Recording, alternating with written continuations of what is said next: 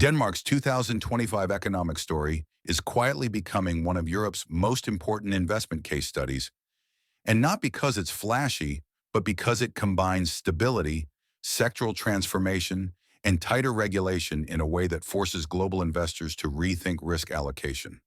Start with the numbers.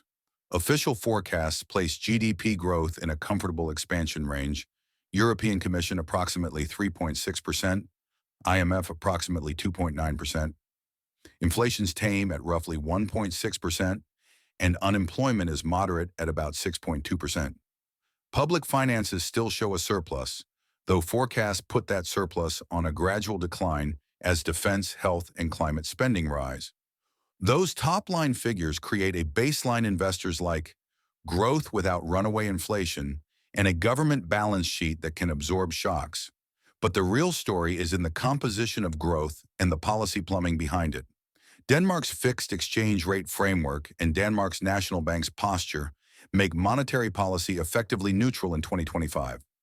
The central bank follows ECB dynamics and therefore offers predictability rather than surprise. For hedge funds and global allocators, this predictability reduces currency volatility risk and makes macro hedges easier to calibrate. You're not chasing domestic rate shocks. You're reading European signals. On the fiscal side, the jump in defense spending, notably moving toward approximately 3.25% of GDP, and higher allocations to health and climate mean the fiscal surplus will narrow. Manageable today, but something that could shift markets if spending trajectories continue upward. Sector-wise, two anchors matter: pharmaceuticals and renewed North Sea energy extraction.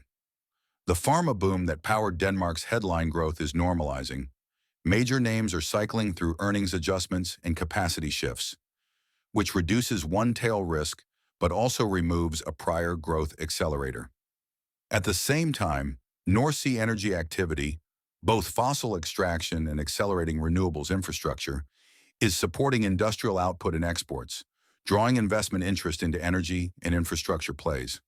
For investors, that's a classic rotation signal, trimming concentrated pharma exposure while reallocating into energy and durable industrial names. On the banking and regulatory front, the DFSA's Strategy 2025 sets a new bar for supervision: resilience in bank balance sheets, consumer protection, climate and tech integration into regulation, and data-driven supervision. Practically, this means stricter AML/KYC, higher IT security expectations, and closer scrutiny of cross-border flows.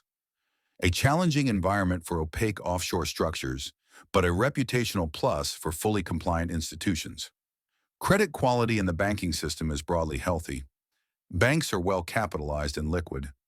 Yet the IMF and analysts flag commercial real estate (CRE) as a sector to watch.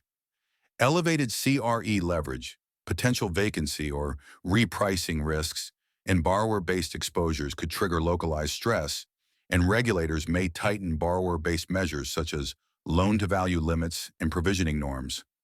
Hedge funds that run credit or real estate plays must therefore stress test CRE scenarios and price in tightening mortgage/regulatory moves. So what should hedge funds, family offices, and HNW investors do right now? First, treat Denmark as a stable anchor for defensive allocations. Developed market sovereign credit, select Danish corporates in energy and industrials, and healthcare names with normalized earnings expectations. Second, avoid concentration in pharma. Rotate a portion into energy infra and renewable-related names exposed to North Sea activity. Third, for credit strategies, underwrite CRE with conservative LTV assumptions and plan for tighter borrower-based rules. Use relative value trades across Nordic credit to capture spread compression while hedging idiosyncratic Danish CRE risk. Fourth, offshore banking and cross-border strategies must be retooled. Expect higher compliance costs, but also better reputational access. Well-structured, transparent vehicles will find easier access to Danish counterparties in institutional networks. Finally, the risk map.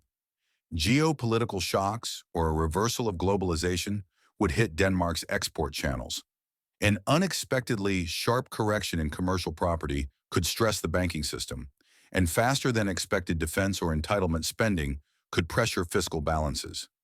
But in 2025, Denmark sits in that sweet spot for many sophisticated investors: predictable policy, strong public finances, targeted sector opportunities, and an increasingly rule-based regulatory environment that punishes opacity but rewards compliant capital. For a hedge fund or family office that values tail risk management and steady compound returns, Denmark is less a speculative bet and more a durable strategic allocation, one to be navigated with discipline, regulatory savvy, and sector rotation playbooks.